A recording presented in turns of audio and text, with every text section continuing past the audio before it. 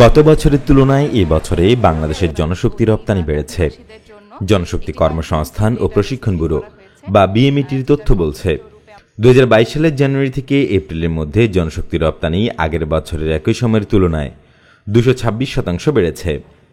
BMET এর তথ্যানুযায়ী 2022 সালের জানুয়ারি থেকে এপ্রিলের মধ্যে বাংলাদেশ থেকে বিদেশে 4,26,558 জন কর্মী গেছেন। গত বছর একই সময়ে এই সংখ্যা ছিল 1,81,040 জন। বাংলাদেশি শ্রমিকদের সবচেয়ে পছন্দের গন্তব্য সৌদি আরব।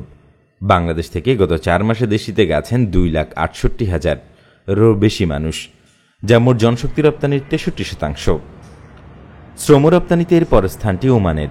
2022 জানুয়ারি থেকে এপ্রিল পর্যন্ত সেখানে প্রায় 56,000-এর বেশি বাংলাদেশি শ্রমিক গিয়েছেন, যা মোট সংখ্যা 13.32%।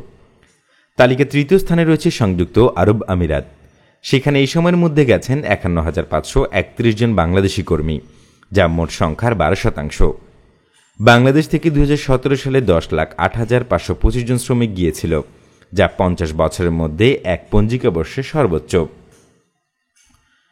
বর্তমানে প্রতি বছরে বাংলাদেশ প্রায় 12 থেকে 13 লাখ কর্মী বাইরে রপ্তানি করতে পারে।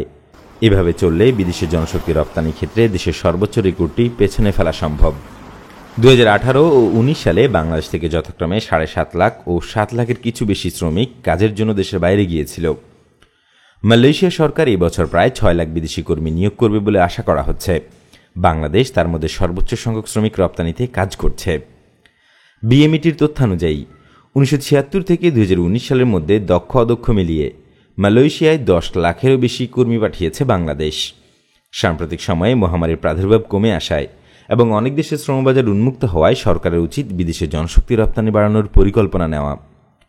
সংযুক্ত আরব আমিরাত বাংলাদেশিদের জন্য তার শ্রমবাজার উন্মুক্ত করে দিয়েছে এবং আগামী বছর উপসাগরীয় এই বাজারে জনশক্তি রপ্তানি 50,000-এ পৌঁছাতে পারে।